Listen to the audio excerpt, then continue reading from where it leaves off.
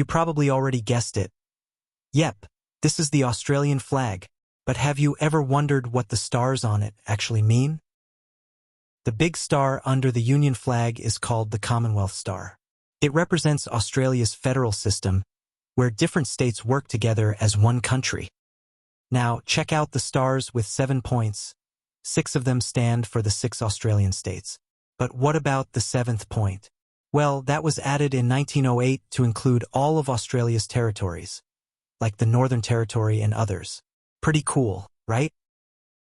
This year is an election year in Australia, which means Aussies get to cast their votes and choose their government.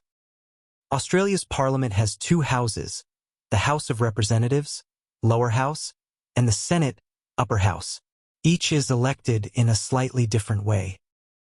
The House of Representatives is the part of parliament that decides who governs the country. Here's how its voting system works. Each voter selects a person to represent their local area. This person is called a Member of Parliament, or MP. Across Australia, there are 150 MPs in total, though this number can change as the population grows. But instead of just voting for one candidate, voters rank all of them in order of preference. This system, known as preferential voting, ensures that every vote plays a role in determining the final winner. If your first-choice candidate gets more than 50% of the votes, they win right away.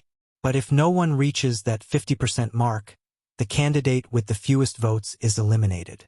When that happens, the votes for the eliminated candidate aren't wasted. They simply go to the voter's next preferred choice. This process repeats until one candidate finally gets more than 50% of the votes and is declared the winner. Let's take a closer look at how the Senate electoral system works.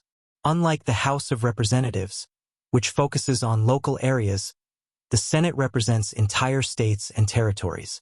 Each state elects 12 senators, while each territory elects 2, adding up to a total of 76 seats.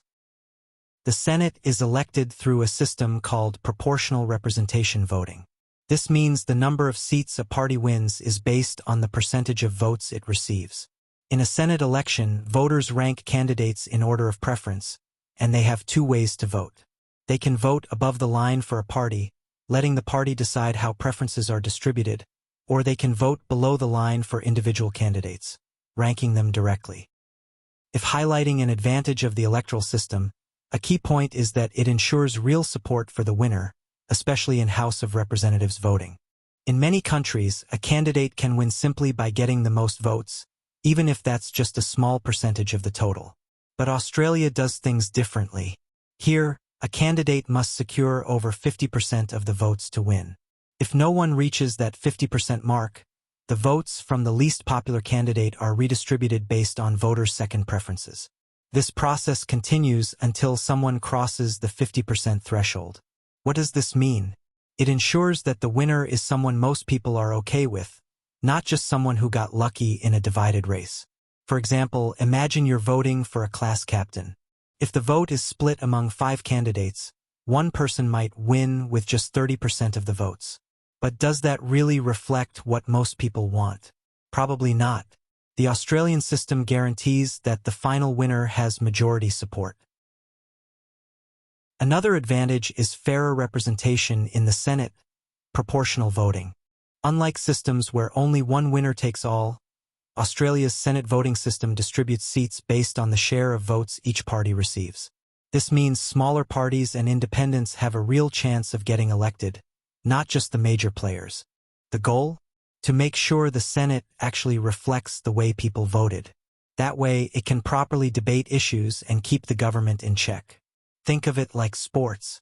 If a team wins 30% of its games, it wouldn't make sense for them to take 100% of the championship spots. The Senate system works the same way, ensuring seats are divided fairly, just like a proper leaderboard. While Australia's electoral system has plenty of strengths, critics have pointed out a few drawbacks. One major issue is informal and donkey voting, which stems from compulsory voting. Since voting is mandatory, some people cast their votes without really caring about the outcome.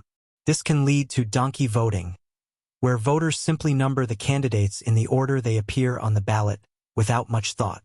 Others might leave their ballots incomplete or fill them out incorrectly, resulting in informal, invalid votes. The problem? These votes don't always reflect genuine political preferences, which can undermine the system's legitimacy. The other problem is the complexity of preferential voting. This system requires voters to rank every candidate for their vote to count. While this ensures a thorough process, it can feel overwhelming in large electorates with many candidates. The process can be confusing and time-consuming, especially for first-time voters. Mistakes are common, and they can result in informal, invalid votes. The challenge? The system's complexity can make it harder for everyone to fully understand and engage with.